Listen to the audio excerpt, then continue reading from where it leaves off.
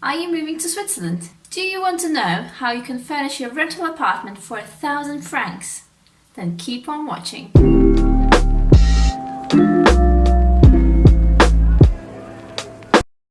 Hi everyone! Welcome to our Swiss adventure. My name is Erica and I make videos about tips and advice for moving to Switzerland, as well as our adventures here and travels around this beautiful country. If you like this type of content, make sure you subscribe so you never miss a new video. Today, I'll tell you all about furnishing your Swiss apartment second-hand, why we decided to do it, how you can do it too, and how much money you can save in the process. If you haven't found your dream apartment in Switzerland yet, I highly recommend you watch a video that I filmed previously about how to actually find a Swiss apartment, how to rent it. I will link that video down in the description box and also somewhere here. If you're moving to Switzerland, you might already know that most rental apartments come unfurnished. And then you might be wondering, what will you actually get inside that apartment? You'll probably get a kitchen with all its kitchen furniture, as well as some basic appliances like the oven, the hob, the fridge, etc. You might have an inbuilt microwave and an inbuilt dishwasher if you're lucky. Also, most probably you're not going to have a washing machine inside the flat. Instead, you'll have to use the laundry facilities provided downstairs in the basement of the building.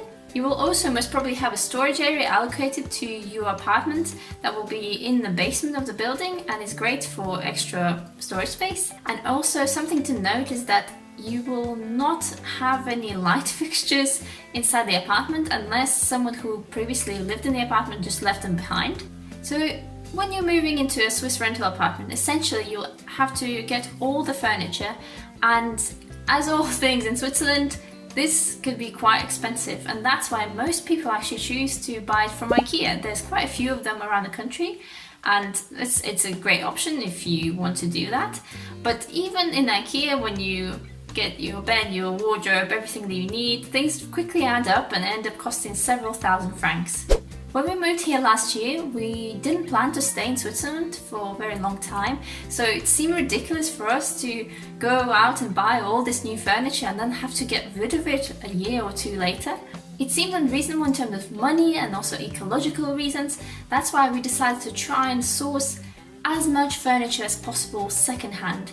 Obviously that required a lot of time, a lot of browsing online, but we managed to achieve it at the end and we really loved the end result. And if you're still not convinced by this whole second-hand furniture thing and you're not sure, how many nice things you can actually get, let me show you. For our living room area, we got the sofa, the shelves, 2 metal storage thingies, and a TV unit. For the dining area, we got this table with 4 chairs, 2 rugs, chest of drawers, storage unit, and this weird kitchen thing that holds our recycling. For our bedroom, we got the bed with 2 bedside tables, the weirdly colourful chest of drawers, and this huge wardrobe with sliding doors. And then we also got this small office desk with a chair, a bathroom shelf, 4 ceiling lamps, and this, not sure what it's meant to be, but we made it into a coat rack. That seems like quite a lot of items, right? And you know what's the most shocking part? Is that to buy all of this stuff secondhand only cost 974 francs. What? So by this point you might be actually quite intrigued about buying secondhand furniture in Switzerland, and you might be wondering, where can I actually source it from? And there's quite a few different options for this. The first option is to buy or take furniture from the previous tenant of the flat. And if you're viewing a flat here in Switzerland that is still occupied by someone, the viewing itself will probably be done by the tenant. And whilst you have this viewing, you can always ask them if they want to keep all this furniture, if they are planning to move it to wherever they're moving to, or if they're ready to maybe sell it to you, or maybe even just give it for free. For example, the previous tenant of this flat had some furniture here that he just didn't want to move to his new flat, so he just said you can take it all, and he didn't want any money for it, so we were super lucky. And we basically managed to get the ceiling lamps, the metal storage unit, and also this bathroom unit and the wardrobe, which originally cost 491 francs, and we got it all completely for free. Great, right? The second option to source your second-hand furniture is through websites like Anibis and Ricardo, and these are basically just places where people post the items that they don't want, that they're trying to sell or give away, and you can just find anything you're looking for there. The third option is Facebook. If you didn't know, Facebook has its own selling platform that's called Facebook Marketplace, where you can easily find the items that people are trying to get rid of, and it's very good because you're able to filter by distance from your home, by the price, by the state of the item, and you can also save various items into different lists, so you can sort of organize it a bit more neatly. And once you find an item that you like, you can really easily message the seller within the Facebook platform, so it's all quite quick and easy and all integrated into one place. This is how I found most of the furniture for this flat, and that's why I really recommend Facebook Marketplace. Another Facebook option is to join one of those selling groups where people are also trying to get rid of their items or maybe exchange them to something, and those will be specific to the area that you live in. The fourth and final option is to search for charity shops or second-hand shops locally where you live. And before moving to Switzerland, I didn't actually know that Switzerland has charity shops, but they do, and I was pleasantly surprised by them. A lot of them only sell books and clothes and small things like that, but some also sell things like sofas and wardrobes and big beds, and often if they sell those items, they will also have an option to actually deliver it to your home, which is very handy. So make sure you check those out. For us, we only bought one item from a charity shop, which was this chair, and that cost us 4 francs. If you decide to buy all the second-hand furniture, you'll need to figure out a way to get it all to your flat. It might be worth asking the seller of any particular item that you're trying to buy whether they're able to deliver this thing to your home. Because, for example, for our mattress, we were buying it from this couple that lived quite far away from Neuchâtel, and when we went to see them, they actually offered to bring it to our flat, which was super kind of them. If you have a car, that's great, you can pick up some of the smaller items using that, but if you don't have a car or if your car is too small, you'll probably need to hire a van, and since we don't have a car here in Switzerland, that's exactly what we did. Just to let you know, to hire a car here, you will need to have a credit card, but it doesn't have to be from a Swiss bank, it could be from any bank. We rented a van from a company called Europcar, and we rented it only for 24 hours. I know that's not a lot of time at all to pick up everything, but we decided to challenge ourselves, and I made a crazy, very tight, very packed schedule, and we drove all around Neuchâtel in the evening and also in the morning to pick everything up, and we managed to do it at the end, but it was quite stressful, so maybe look for carrying a van for a bit longer than that. Little side note here is that if you didn't know, before living in this flat we lived in an Airbnb, so all our stuff was in Airbnb, so we also used the van to actually bring all those boxes from the Airbnb into our new flat. If you move to Switzerland on your own and you feel like all this furniture collection process is just too much for you to handle, you can always ask your new colleagues and your friends to help you. And it's quite common to do that here in Switzerland because removals companies can be quite expensive, so people tend to help each other when they move a flat or a house. Just make sure that you afterwards thank them with some food and some drinks, and that's exactly what we did. We asked some of our friends to help, and they really helped us to load the van, to unload the van, to bring all the boxes up to this flat, and it was amazing. Like, we wouldn't have been able to do it all without them. If you feel like you need professional help to collect all this furniture you bought, you can always hire a removals company. The prices for those vary quite a lot from what I've seen. It goes from 140 francs an hour to maybe 400 francs an hour, depending how many people there are doing the removal, the collecting of the furniture. But it might be worth doing that at the end because it will save you some stress. It will also save your health because you're obviously not going to be lifting all this stuff on your own. If at this point you're like, yes, I'm going to buy my furniture second-hand for my Swiss apartment, perfect.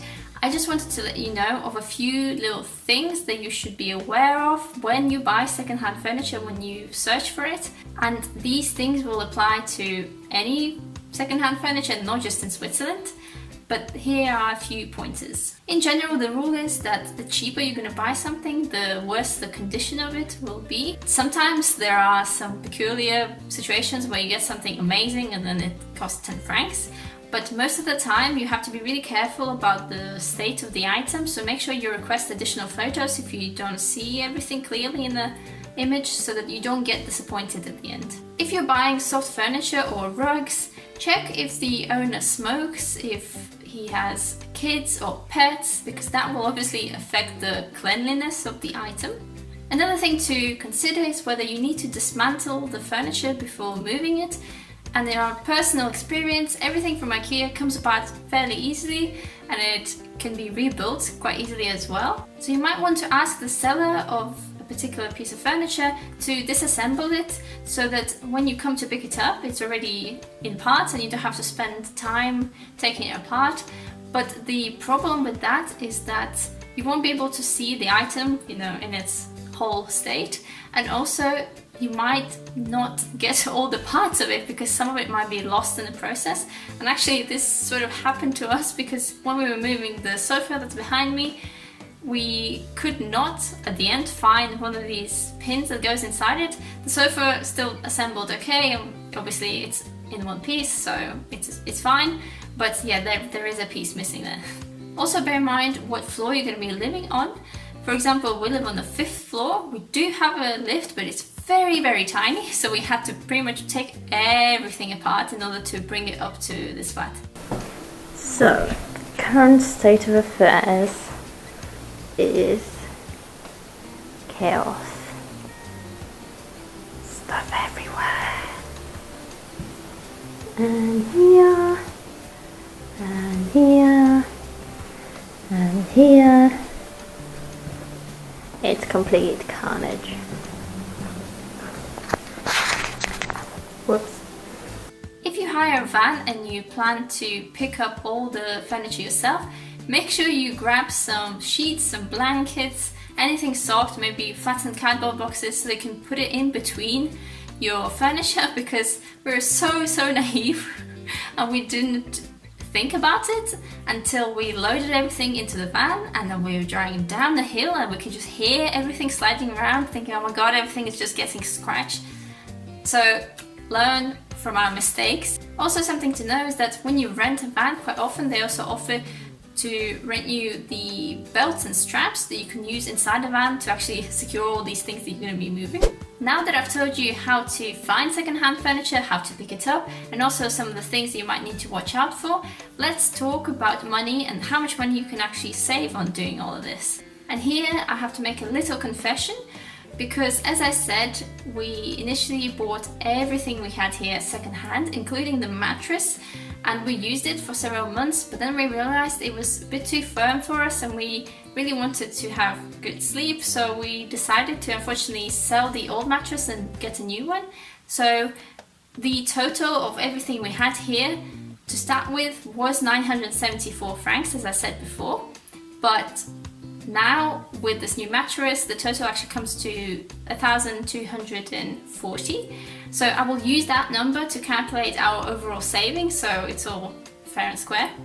And because I love spreadsheets, I decided to write everything down, everything that we bought, including the prices, and then I went and found all the equivalents new on IKEA website, because a lot of the furniture we have is from IKEA, and even if something wasn't from IKEA, I just found the sort of cheapest IKEA option as a replacement for that.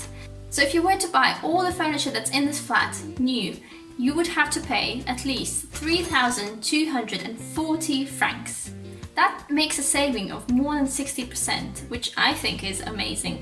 Overall, we're really happy with this furniture that we bought, and despite some of the hassle and time involved with sourcing and picking up all this second-hand furniture, we think that doing this for your Swiss apartments, your Swiss rental apartment, is a great way not only to save money but also to reduce your environmental impact. I hope this video gave you plenty of information and also inspiration when it comes to furnishing your new Swiss home. As usual, all the links will be in the description box below. If you have any questions, any comments, please make sure you leave them under this video. Thank you for watching, and see you in the next video on Friday. Bye! And if you're still here, you might have been wondering throughout the whole video, what about that white piece of furniture that's just behind me? Well, that is actually something that Mike made as his lockdown, I want to build something project. So since we didn't buy it used or new and it's more of like a hobby fun thing, I didn't include this in this video, but yes, he built that thing himself.